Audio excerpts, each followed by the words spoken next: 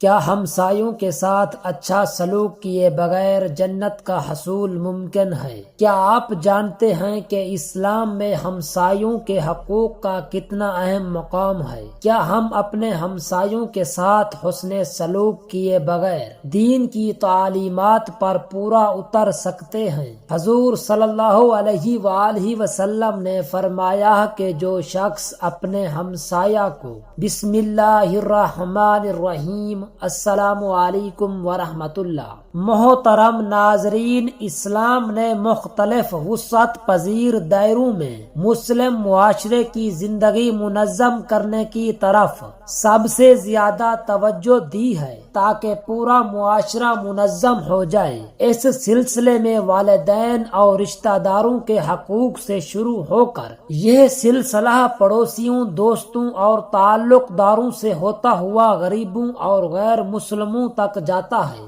اہل علم کہتے ہیں کہ پڑوس کے دائرے کو جس قدر ممکن ہو وسعت دی جائے، مگر اسلامی تعلیمات اور احکامات الہی کے بارے ہماری معلومات نہ ہونے کے برابر ہیں۔ اس بارے مزید احادیث بیان کی جاتی ہیں۔ حضور اکرم صلی اللہ علیہ وسلم نے ارشاد فرمایا، جس نے اپنا دروازہ اپنے ہمسائے سے اپنے اہل و عیال اور مال پر خوف کرتے ہوئے بند کر لیا کہ کہیں وہ کسی ضرورت کے لیے سوال نہ کر بیٹھے، تو وہ شخص کامل مومن نہیں ہے، اور وہ آدمی بھی ایماندار نہیں ہے جس کی شرارت سے اس کا ہمسایہ محفوظ نہ ہو۔ کیا تمہیں معلوم ہے ہمسائے کا تم پر کیا حق ہے؟ حضور علیہ الصلوۃ والسلام نے ہمسائے کے حقوق کی ادائیگی کو ایمان کا حصہ قرار دیا۔ حضرت ابو شریح رضی اللہ تعالی عنہ روایت کرتے ہیں، حضور نبی اکرم صلی اللہ علیہ وآلہ وسلم نے ارشاد فرمایا، خدا کی قسم وہ شخص ایمان والا نہیں، خدا کی قسم وہ شخص ایمان والا نہیں، خدا کی قسم وہ شخص ایمان والا نہیں۔ عرض کیا گیا، یا رسول اللہ صلی اللہ علیہ وسلم کون؟ فرمایا کہ جس کا ہمسایہ اس کی ایذا رسانی سے محفوظ نہیں۔ ہمسائے کے حقوق بیان کرتے ہوئے آپ صلی اللہ علیہ وآلہ وسلم نے اس امر کی وضاحت بھی فرما دی کہ ہمسایہ کون ہے اور کس ہمسائے کے حقوق کو دوسروں کے حقوق پر فوقیت حاصل ہے۔ صحیح بخاری میں حضرت عائشہ صدیقہ رضی اللہ تعالی عنہا فرماتی ہیں کہ میں عرض گزار ہوئی، یا رسول اللہ صلی اللہ علیہ وسلم، میرے دو ہمسائے ہیں، پس میں ان میں سے کس کے لیے تحفہ بھیجا کروں؟ فرمایا کہ ان میں سے جو دروازے کے لحاظ سے تمہارے زیادہ قریب ہے۔ ہمسایوں سے حسن سلوک تکمیل ایمان کا ذریعہ، جبکہ انہیں ستانا، تکلیف پہنچانا، بدسلوکی کے ذریعے ان کی زندگی کو اجیرن بنا دینا، دنیا و آخرت میں نقصان کا حقدار بننا اور رسول اللہ صلی اللہ علیہ وسلم کو تکلیف پہنچانے کے مترادف ہے، جیسا کہ حضور نبی کریم صلی اللہ علیہ وسلم نے ارشاد فرمایا، جس کے شر سے اس کا ہمسایہ بے خوف نہ ہو وہ جنت میں نہیں جائے گا۔ دوسری روایت میں آپ صلی اللہ علیہ وسلم نے ارشاد فرمایا، جس نے اپنے ہمسائے کو تکلیف دی بے شک اس نے مجھے تکلیف دی، اور جس نے مجھے تکلیف دی اس نے اللہ تعالی کو ایذا دی، نیز جس نے اپنے ہمسایہ سے جھگڑا کیا اس نے مجھ سے جھگڑا کیا، اور جس نے مجھ سے لڑائی کی بے شک اس نے اللہ تعالی سے لڑائی کی۔ سیدنا حضرت ابو ہریرہ رضی اللہ تعالی عنہ سے روایت ہے،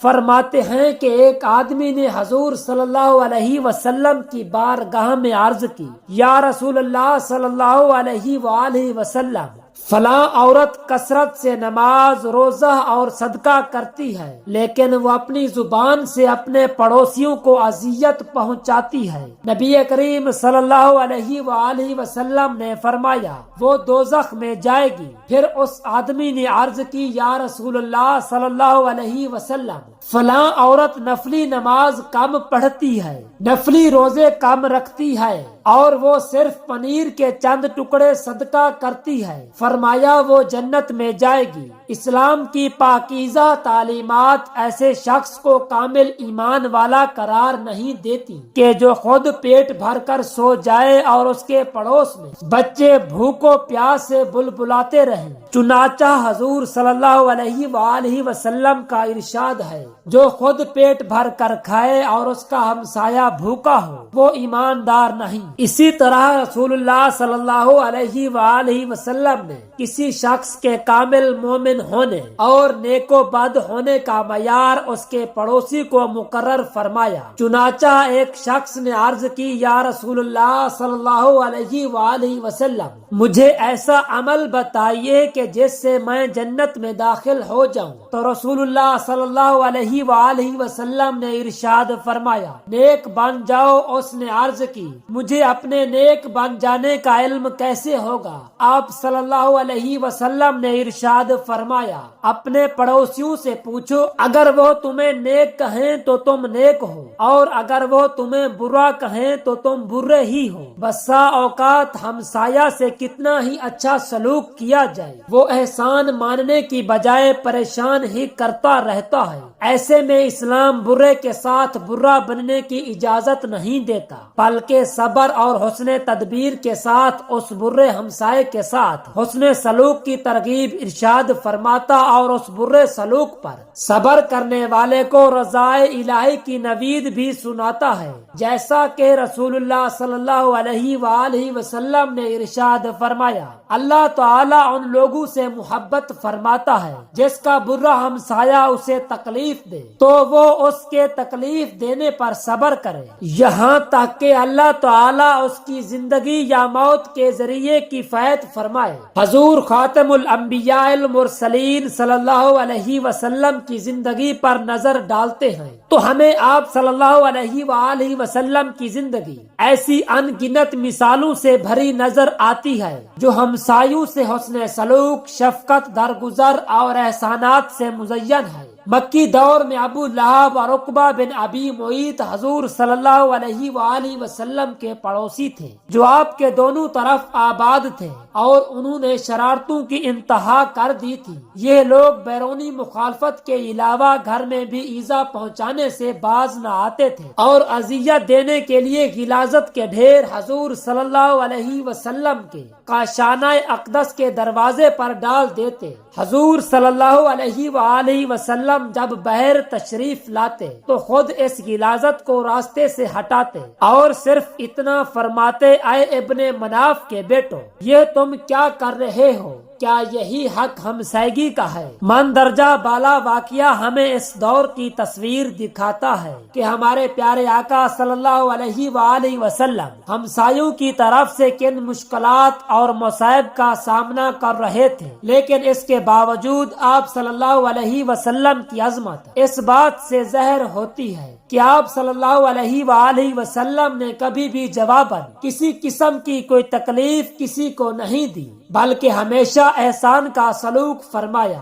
مذہب اسلام کے اس اصولی نقطہ نظر سے بھی سمجھا جا سکتا ہے کہ اسلام نے پڑوسیوں کے بارے کتنے نازک و باریک پہلو کی رعایت کو بھی ملحوظ رکھ کر اس کو ضروری قرار دیا۔ امام غزالی رحمت اللہ علیہ نے احیاء العلوم کے اندر ایک واقعہ ذکر کیا ہے کہ کسی کے گھر میں چوہوں کی کثرت ہو گئی تو کسی نے بلی پالنے کا مشورہ دیا کہ اس طرح چوہے تمہارے گھر سے فرار ہو جائیں گے۔ تو گھر والے نے کہا کہ مجھے اس بات کا خطرہ ہے کہ بلی کی آواز سن کر چوہے میرے گھر سے نکل کر میرے پڑوس کے گھر میں چلے جائیں گے اور میں جو چیز اپنے لیے پسند نہیں کرتا وہی چیز اپنے پڑوسی کے لیے پسند کرنے لگوں۔ یہ مومن کی شان کے خلاف ہے۔ حضرت عبداللہ بن مبارک رحمت اللہ علیہ کے بارے ایک واقعہ مشہور ہے۔ آپ یہ خراساں کے عالم بے بدل فقیہ اور محدث تھے۔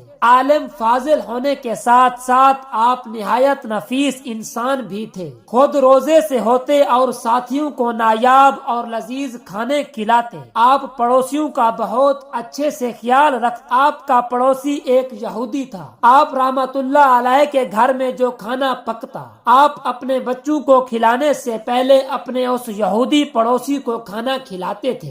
آپ بچوں کو کپڑے لے کر دینے سے پہلے اس پڑوسی کو بہترین لباس مہیا کرتے۔ یہودی بیمار ہوتا تو دن میں 3 مرتبہ اس کی عیادت کو جاتے اور ہر روز اس کی مزاج پرسی کرتے۔ پڑوسی تکلیف میں ہوتا تو اس کی تکلیف رفع کرنے کی کوشش کرتے، اس کے دکھ درد میں شریک ہوتے، اسے اپنی خوشیوں میں شریک کرتے اور کبھی اسے شکایت کا موقع نہ دیتے۔ ایک مرتبہ کسی نے اس یہودی کا مکان خریدنے کی کوشش کی تو یہودی نے مکان کی قیمت مارکیٹ ریٹ سے کہیں زیادہ 2000 دینار مقرر کی۔ خریدار نے تعجب سے اتنی زیادہ قیمت کا سبب پوچھا تو یہودی بولا، مکان کی قیمت تو 1000 دینار ہے، لیکن 1000 دینار عبداللہ بن مبارک کے پڑوس میں رہنے کے ہیں، جو اپنے بچوں سے پہلے پڑوس کے بچوں کا خیال رکھتے ہیں۔ ایسا پڑوسی قسمت والوں کو نصیب ہوتا ہے۔